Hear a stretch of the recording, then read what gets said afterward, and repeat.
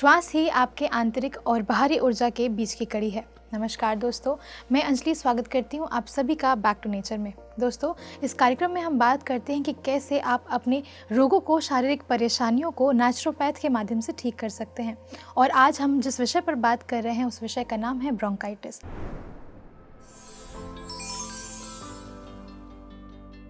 इस पर तमाम जानकारी के लिए हमारे साथ मौजूद हैं हेल्थ एक्सपर्ट और naturopath doctor Rajni Duggal ma'am. आइए स्वागत करते हैं मैम का और जानेंगे मैम से ब्रोंकाइटिस के बारे में।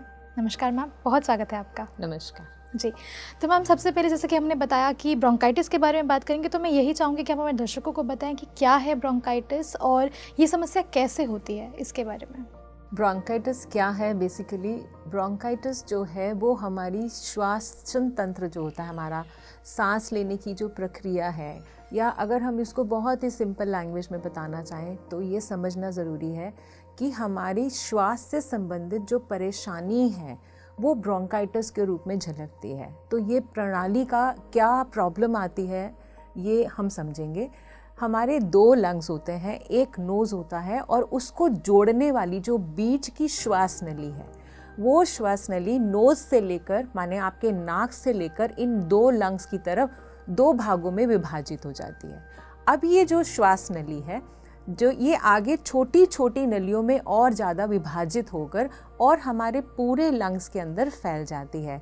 जब हमारे को इस श्वास नली से संबंधित उसमें सूजन हो जाती है या इन्फ्लेमेशन जिसको बोलते हैं, या उसमें किसी तरह की एलर्जी हो जाती है, माने वहाँ अंदर सूज जाता है और सांस को अंदर और बाहर निकालने में दिक्कत होने लग जाती है, तो उस जो प्रॉब्लम को, एक तरह से उस बीमारी को हम ब्रोंकाइटिस कहते हैं।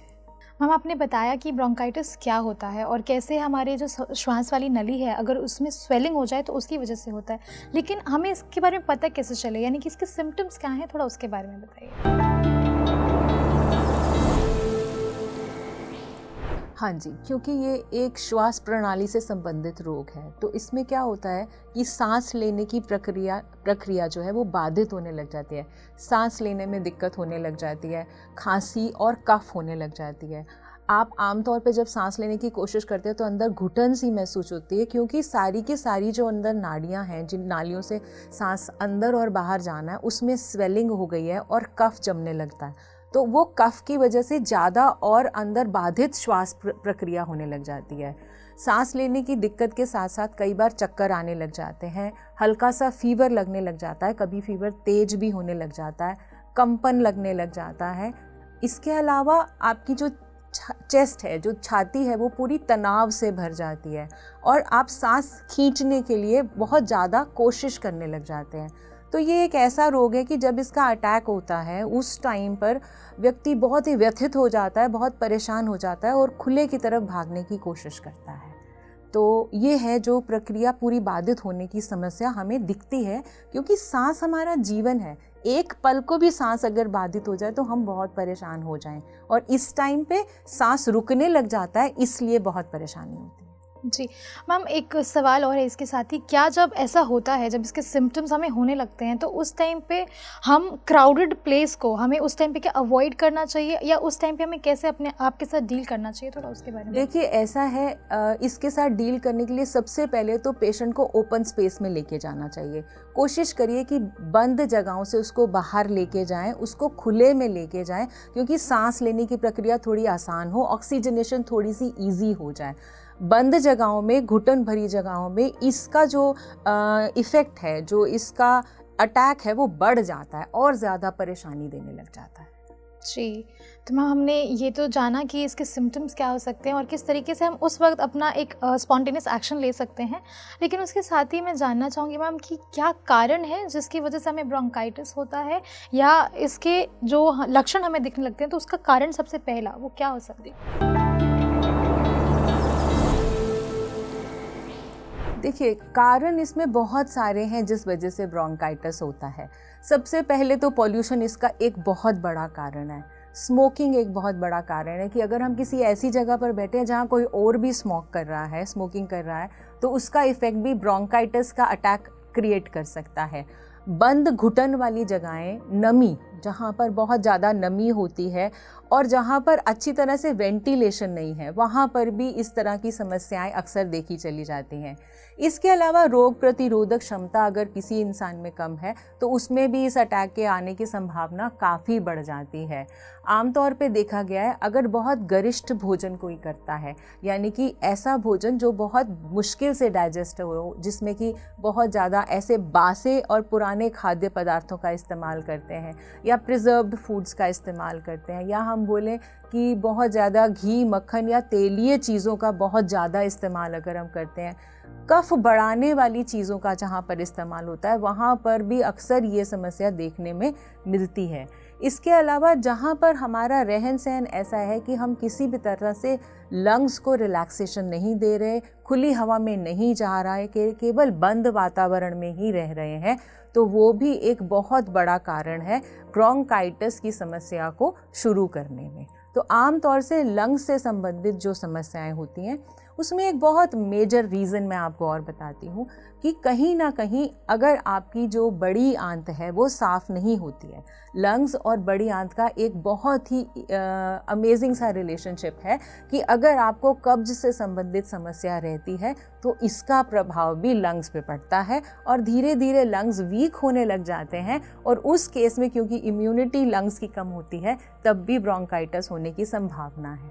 तो ये भी एक बहुत बड़ा मेजर रीज़न है। इसके अलावा मैं ज़रूर बताना चाहूँगी कि एक इमोशनल कारण आमतौर पर मैंने देखा है कि जो ब्रोंकाइटिस है उससे संबंधित रोगी कहीं ना कहीं कोई दुख की अवस्था अपने अंदर समेट कर रखते हैं। अचानक कोई दुख है या कोई गहरा दुख है, आप इस चीज़ तरफ ज़रूर ध्यान दें कि अगर आपको लंग्स से संबंधित कोई समस्या हो रही है तो अपने इमोशंस को, अपने मेंटल स्टेटस को ज़रूर आप वॉच करें, उसको देखें कि कहीं कोई ऐसी समस्या तो नहीं जो आपने अंदर अपने मन में लगाई हुई है और जिस वजह से आपको ऐसे लग रहा है कि मुझे स्पेस नहीं मिल रही, मुझे खुलापन नहीं मिल रहा, या मुझे एक तरह से स्वतंत्रता नहीं मिल रही। तो इस तरह से कोई दुख की बात भी आपके अंदर इस क्रिया को ऑन कर सकती है और आपके लंग्स को वीक कर सकती है, आपकी इम्यूनिटी को कम कर सकती है, आपकी रोग प्रतिरोधक क्षमता पर इफ़ेक्ट डाल सकती है। तो कुल मिलाकर खाली हम ये नहीं बोलेंगे कि एनवायरनमेंट, उसके अलावा मानसिक स्थिति, उसके अलावा आपके रहन सहन में इन चीज़ों का अभाव, जैसे कि खुलेपन का अभाव या गलत आहार, भी एक बहुत बड़ा कॉन्ट्रीब्यूटरी फैक्टर है अगर आपको ब्रोंकाइटिस होता है। तो मैम, जैसे कि आप बता रहे थे अपनी अभी बातों में कि लार्ज इंटेस्टाइन पे भी इसका असर रहता है, इसकी वजह से भी हमें ब्रोंकाइटिस के बारे में या हमारे ब्रोंकाइटिस में अफेक्ट पड़ता है। एक सवाल और मैम, क्या हमारे ओवर ईटिंग या ईटिंग से भी प्रॉब्लम हो सकती है? क्योंकि ये पर्सनल एक्सपीरियंस से मैं एक सवाल आपसे लेना चाहती हूँ। मैंने ये भी नोटिस किया कि जब मैं खुद इस डिज़ीज़ से ग्रसित थी, तब उस टाइम पे जब भी मैं कुछ खाती थी या मैं थोड़ा सा ज़्यादा खा लेती थी, तब मैं रियलाइज़ करती थी कि मुझे ब्रीदिंग में दिक्कत होने लग गई है और मैं उस चीज़ को लेकर प्रॉब्लमैटिक सिचुएशन में जा रही हूँ। तो ये बिल्कुल सही है कि भोजन का बिल्कुल सीधा प्रभाव हमारी इस समस्या में शो होता है कि लगातार रिफाइंड शुगर्स ले लिया, या आपने पका पकाया कोई भोजन खा लिया, या बासा भोजन खा लिया जो कि गरिष्ठ भोजन है, हमको डाइजेस्ट करने में मुश्किल दे रहा है, उस वजह से भी अक्सर इन चीज़ों पर प्रभाव देखा गया है, ब्रोंकाइटिस जो है होते हुए देखा गया है। और जैसे मैंने बताया कि अगर बड़ी आंत की सफाई नहीं है, यानी कि कब्ज की या कॉन्स्टिपेशन की समस्या है, तो कई बार हम जानते ही नहीं हैं कि कुछ दिनों के बाद उसका प्रभाव हमारे लंग्स पे आने लग जाता है और वी डोंट रियलाइज़, हमें ध्यान ही नहीं है कि इस तरफ भी हमें ध्यान देना है। हमें लगता है कि सिर्फ और सिर्फ ये सांस की समस्या है, नहीं, इसके साथ भोजन का एक बहुत गहरा संबंध है। जी मैम, काफ़ी अच्छे से आपने बताया। अब हम थोड़ा बात करना चाहिए, ये तो हमने बात की कारणों की, लक्षणों की, लेकिन अब हम बात करेंगे कि क्या वो घरेलू नुस्खे या क्या वो नेचुरल तरीके हैं जिससे हम अपने आप को ठीक कर सकते हैं। तो नेचुरल रेमेडीज़ के बारे में बताइए जिससे हम ब्रोंकाइटिस से अपने आप को ठीक कर सकते हैं। नेचुरल रेमेडीज़ की बात करेंगे तो मैनी फोल्ड्स में हम बात करेंगे। सबसे पहले तो मैं बोलूँगी कि जिन लोगों को ब्रोंकाइटिस हो चुका है वो प्राणायाम को अपने जीवन का एक अटूट हिस्सा बना के रखें, कि जैसे आपके लिए भोजन बहुत आवश्यक है उसी तरह से आपके लिए प्राणायाम बहुत आवश्यक है। और प्राणायाम में भी ज़रूरी नहीं कि आपको बहुत ही गहरी या बहुत कोई मुश्किल एक्सरसाइजेस करनी है। सिंपल आपने अगर सांस लेने की प्रक्रिया पर ध्यान रखते हुए मेडिटेशन करी, और वो भी बिल्कुल खुले वातावरण में, किसी पार्क में चले जाइए और वहाँ पर मेडिटेशन करें या वहाँ पर प्राणायाम करें, तो आपको जो लंग्स की स्ट्रेंथ बढ़ाने में थोड़ा सा इजी लगने लगेगा, क्योंकि अंदर लंग्स के अंदर जो रेसिडुअल एयर है, जहाँ पे कार्बन डाइऑक्साइड बहुत ज़्यादा है, उसको बाहर फेंकना बहुत ज़रूरी है। इससे लंग्स को स्ट्रेंथ मिलती है। इसके अलावा इसके लिए हम बोलते हैं भाप लेना बहुत ज़रूरी है। तो भाप लेने के लिए आपको क्या क्या चीज़ों का इस्तेमाल करना है? कुछ चीज़ें ऐसी हैं जो आपके जो लंग्स के अंदर जो ये पाइप्स हैं, जिनको हम विंड पाइप्स बोलते हैं, या श्वसन प्रणाली के जो हम बोलते हैं कि वो नालियाँ हैं, उसमें अगर भाप के साथ कुछ ऐसे पदार्थ दिए जाएं जो अंदर से स्वेलिंग को ठीक करने में मदद करें, इन्फेक्शन को क्योर करने में मदद करें, क्योंकि वो डायरेक्ट भाप आपके अंदर जाएगी और वहाँ जाके इफ़ेक्ट डालेगी। तो भाप लेते समय आपको उसमें आप तेज पत्ता डाल सकते हैं। तेज पत्ते की भाप जो है वो ब्रोंकाइटिस में बहुत हेल्प मिलती है। इसके अलावा लौंग की भाप ले सकते हैं, अजवाइन की भाप ले सकते हैं, या तुलसी का एक ड्रॉप अगर आप भाप लेते वक्त पानी में डालें तो वो भी आपकी बहुत मदद करता है। अब आ जाते हैं कि ख़ास तौर पे हमको खाने और पीने में किन चीज़ों का ध्यान रखना है। तो खाने और पीने में हमको गरिष्ठ भोजन से ख़ास तौर पर बचना है। हमको हल्का और सुपाच्य भोजन लेना है, आराम से डाइजेस्ट हो जाने वाला भोजन लेना चाहिए। डेयरी प्रोडक्ट्स आप अगर बिल्कुल बंद कर दें तो बहुत अच्छी बात है, नहीं तो ख़ास तौर पे पनीर और ठंडे पेय पदार्थ। अक्सर देखा गया है कि ठंडे पेय पदार्थ से भी ब्रोंकाइटिस का अटैक हो सकता है। तो ठंडे पेय पदार्थ ख़ास तौर पे जैसे ठंडा दूध है या आइसक्रीम है, इन चीज़ों को ख़ास तौर पे आपने नहीं लेना है। इस चीज़ का बहुत ध्यान रखना है। अब लेना नहीं है यहाँ तक ठीक है, लेकिन लेना क्या है ताकि ये प्रॉब्लम आए नहीं। तो अच्छी क्वालिटी का च्यवनप्राश लीजिए सो दैट आपकी इम्यूनिटी बढ़े। और इसके अलावा मैंने देखा है कि अगर आप भोजन में जो भुने हुए चने होते हैं, अगर उसको भुने हुए चने के साथ गुड़ एक अपना रेगुलर डाइट का हिस्सा बना दीजिए, तो ये क्या करता है कि अंदर जो कफ है उसको एब्जॉर्ब करके और धीरे धीरे ख़त्म करता है और आपको स्ट्रेंथ देता है, आपके लंग्स को स्ट्रेंथ देता है, आपकी इम्यूनिटी को इम्प्रूव करता है। अब आ जाते हैं इसके अलावा हम और क्या क्या ले सकते हैं। तो आपको इसके लिए क्या लेना है कि यदि खांसी बहुत ज़्यादा हो रही है तो अदरक के रस में थोड़ा सा हनी मिक्स कीजिए, अदरक का जूस निकाल लीजिए, उसमें थोड़ा सा शहद मिलाइए और थोड़ी सी काली मिर्च मिलाइए।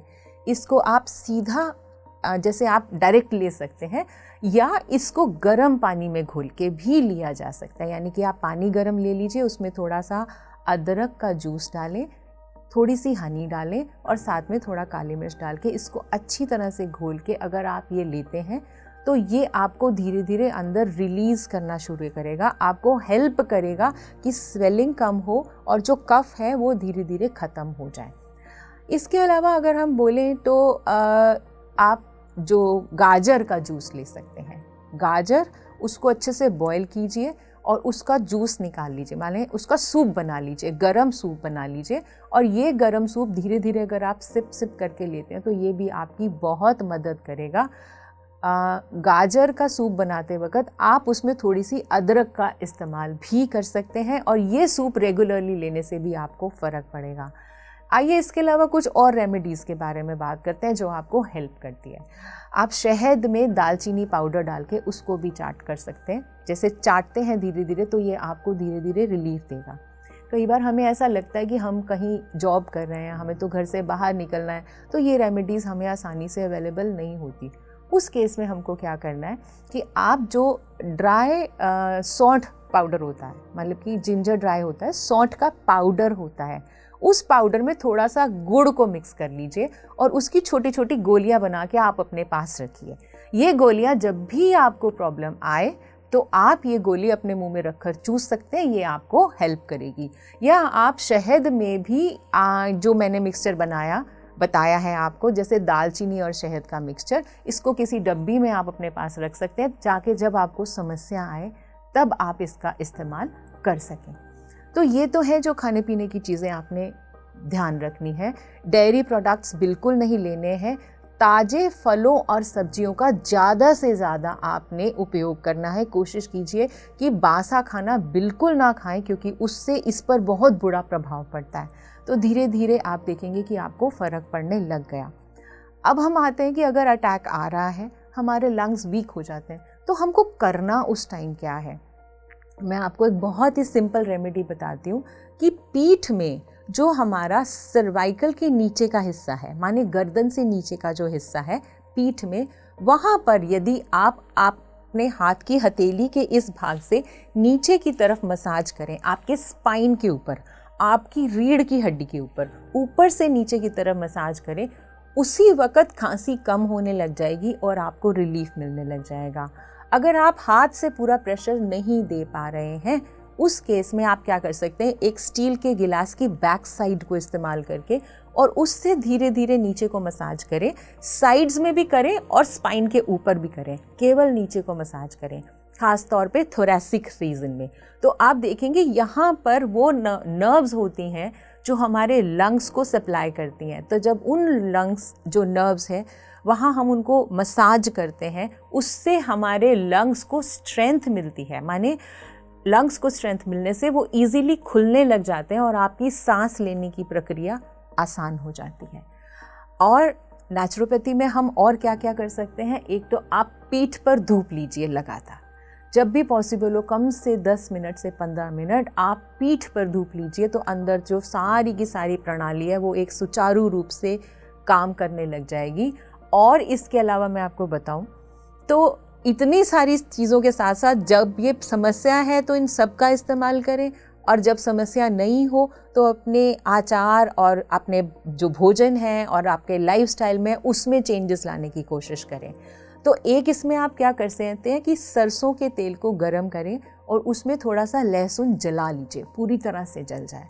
उस तेल से अगर पीठ पर ऊपर से नीचे की मालिश करें, यानी कि गर्दन से नीचे की तरफ मालिश करें, ऊपर वाले एरिया में जहाँ पर आपकी पूरा बोन कैविटी है, जहाँ पर लंग्स की जगह है, तो उससे अंदर धीरे धीरे बहुत अच्छा इफेक्ट आने लगेगा। और आप देखेंगे कि जो आपके लंग्स वीक थे वो स्ट्रेंथन होने लग गए हैं और आपको आगे से ये समस्या नहीं होगी।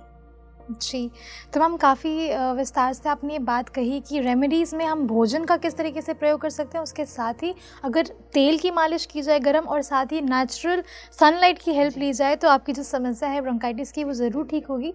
मैम, क्या हमारे दर्शकों को ब्रोंकाइटिस जैसी समस्या से डरने की ज़रूरत है कि ये समस्या कभी एक्सट्रीम सीवियर कंडीशन को लीड कर सकती है, या फिर ये ऐसी समस्या है जिस पे अगर ढंग से काम किया जाए तो अच्छे से वो ठीक भी हो सकती है? नहीं, बिल्कुल डरने की कोई ज़रूरत नहीं है। आमतौर पे ब्रोंकाइटिस 2 तरह का होता है, एक होता है एक्यूट और एक होता है क्रॉनिक।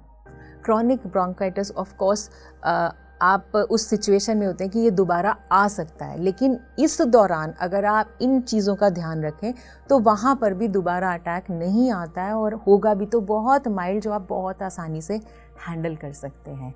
और ये जो समस्या है ये अपने आप सबसाइड होने लग जाती है अगर प्रॉपर रेमेडीज़ आप लेते हैं। ऐसा नहीं है कि ये ठीक नहीं होती, ये बिल्कुल ठीक हो सकती है। सिर्फ थोड़ा सा प्रॉपर ध्यान रखने की बात है, या थोड़ा सा प्रॉपर अपने लाइफस्टाइल को चेंज करने की बात है।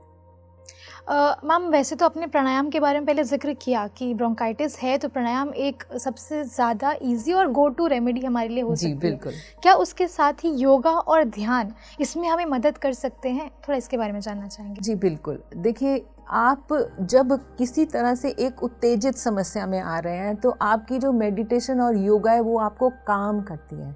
अपने आप को काम करना इस समस्या को आधा ख़त्म करने जैसा ही है कि अगर आप मेडिटेशन कर रहे हैं, ऑफ कोर्स मेडिटेशन में आप अपनी ब्रीदिंग पे काम कर रहे हैं, तो आधा 50% तो आप मेडिटेशन से ही ठीक हो जाते हैं, क्योंकि इसमें मेडिटेशन का एक बहुत ही मेजर रोल है। मैंने जैसे बताया, ध्यान और मेडिटेशन ज़रूर करें। और जहाँ तक योगा का सवाल है, तो ब्रोंकाइटिस से संबंधित बहुत सारे ऐसे आसन हैं जो अगर आप रेगुलर प्रैक्टिस करें जिससे आपके लंग्स स्ट्रेंथन हो जाएं, तो वो आपको बहुत हेल्प करेंगी। जैसे कि सर्पासन अगर आप करते हैं या धनुरासन अगर आप करते हैं, अगर आपको करने की समस्या हो रही है तो आप किसी विशेषज्ञ की उपस्थिति में करें तो वो बेहतर है। और ख़ास तौर पे जब आप योगासन जो है वो खुली हवा में करें तो इसका प्रभाव और ज़्यादा बढ़ जाता है। तो मैं ये कहूँगी कि इस समस्या के साथ ध्यान और प्राणायाम और योगासन तीनों ही बहुत मददगार है। जी, तो मैम जैसा कि हम बात कर रहे हैं ब्रोंकाइटिस पर, आपने काफ़ी कुछ बताया, नेचुरल रेमेडीज़ के बारे में आपने बताया। इसके बीच में आपने बात की थी कि हमारा एक इमोशनल जो कनेक्शन है वो भी रहता है ब्रोंकाइटिस से। तो जानना चाहूँगी कि वो क्या ऐसे इमोशंस हैं हमारे जो इफ़ेक्ट करते हैं ब्रोंकाइटिस को? उनके बारे में बताएँ। जी हाँ, बिल्कुल। इमोशनल फैक्टर बहुत ही ज़्यादा एक डोमिनेट करने वाला है। जो लंग्स हैं, हम एक्यूप्रेशर में ज़्यादातर इस संबंध के बारे में बात करते हैं कि जो लंग्स और लार्ज इंटेस्टाइन है, इसके ऊपर दुख का बहुत ज़्यादा प्रभाव आता है। तो अगर हम लंग्स से संबंधित किसी भी समस्या को फेस कर रहे हैं, तो सबसे पहले जैसा मैंने बताया कि आप लार्ज इंटेस्टाइन माने अपने कब्ज़ के ऊपर भी काम करें, साथ साथ में अपनी इमोशंस पे काम करें, क्योंकि जो दुख का प्रभाव आता है हमारे लंग्स पे, आमतौर पे आप देखिए कि जब हमारे को दुख किसी चीज़ का होता है तो इसका इफ़ेक्ट हमारी सांस पे आता है, हमारी सांस तेज चलने लग जाती है और लंग्स वीक हो जाते हैं। आम तौर पे मैंने देखा है कि बिना वजह से हम दुखी होते हैं, किसी और ऐसे प्रकरण के लिए दुखी हो रहे हैं जो है ही नहीं, जैसे सीरियल देख रहे हैं, वहाँ कोई परेशान है, हम अपने ओरिजिनल दुख उसके साथ शेयर कर रहे हैं या उसका ओरिजिनल दुखी होना शुरू हो जाते हैं, जबकि सामने कोई है ही नहीं। धीरे धीरे क्या होता है कि जैसे हम वो दुख को मोल रहे हैं, उस दुख की वजह से या बिना वजह दुखी रहने की वजह से हमारे लंग्स जो हैं वो वीक होते चले जाते हैं। और जैसे जैसे लंग्स वीक होंगे तो ब्रोंकाइटिस या अस्थमा या लंग्स से संबंधित कोई भी बीमारी होने की जो एक बोलते हैं कि संभावना बढ़ जाती है।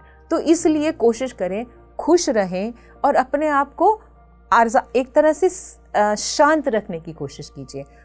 जो ये दुख है ये आपके शरीर पर ऐसा प्रभाव डाल रहा है जिसके बारे में हम जानते नहीं हैं लेकिन भुगतते हैं, क्योंकि हमने कभी इमोशन के साथ अपने किसी ऑर्गन को जोड़ा ही नहीं है, हम सोच ही नहीं पाते, जबकि वास्तव में आपके हर इमोशन का प्रभाव आपके हर ऑर्गन पे आता है, हर अलग इमोशन का प्रभाव अलग ऑर्गन पे आता है। तो जैसे मैंने बताया, दुख का प्रभाव आपके लंग्स पे आता है, तो कोशिश कीजिए कि खुश रहने वाली आप वो वाले कार्य कीजिए जिसमें आपको खुशी मिले। आप थोड़े क्रिएटिव हो सकते हैं या ऐसे सीरियल्स ज़्यादा वॉच करें जिसमें हंसी आती है, और आप देखेंगे कि धीरे धीरे उस हंसी की वजह से आपके लंग्स स्ट्रॉन्ग हो जाएंगे। तो हमेशा इस चीज़ का ध्यान रखिए कि मोल का दुख ना ले लीजिए जिस वजह से आपको समस्या आए और आप जानते भी नहीं कि आप अपने लंग्स को कमज़ोर कर रहे हैं बिना वजह दुखी होके। मतलब क्या मैम यहाँ पे ये लाइन कह सकते हैं कि heavy mind can lead to heavy heart, यानी कि जितना आपका मस्तिष्क भारी रहेगा दुखों से, उतना ही आपका दिल भी भारी रहेगा। जी हाँ, कह सकते। वही तो, यानी कि खुश रहना ज़्यादा ज़रूरी है। बिल्कुल। तो मैम बहुत अच्छी जानकारी दी आपने ब्रोंकाइटिस पर और काफ़ी कुछ आपने बताया। मैं आशा करती हूँ कि हमारे सभी दर्शकों को ये जो नेचुरल रेमेडीज़ आपने बताई वो ज़रूर हेल्प करेंगी। इन सभी जानकारी के लिए आपका बहुत बहुत शुक्रिया। Thank you. तो दोस्तों, ये थी हमारे साथ रजनी दुग्गल मैम, और मैम ने हमें बताया कि ब्रोंकाइटिस जैसी समस्या जो है उससे डरने की या घबराने की कोई ज़रूरत नहीं है। ये एक ऐसी समस्या है जिससे आप ठीक कर सकते हैं और प्राकृतिक तरीके से भी बहुत अच्छे से और आसानी से ठीक कर सकते हैं। ऐसे ही और विषयों के साथ हम आपसे फिर मिलेंगे अगले एपिसोड में। तब तक के लिए देखते रहिए PMC हिंदी। धन्यवाद।